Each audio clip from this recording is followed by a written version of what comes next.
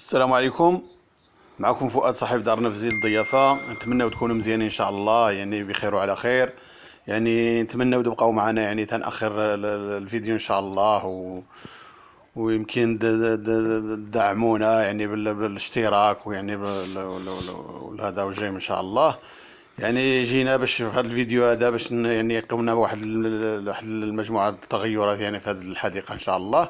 يعني وبغينا نشاركوا معكم هذا العمل ان شاء الله، يعني وفرجة ممتعة، وبقاو معنا تنأخر الفيديو. والسلام عليكم.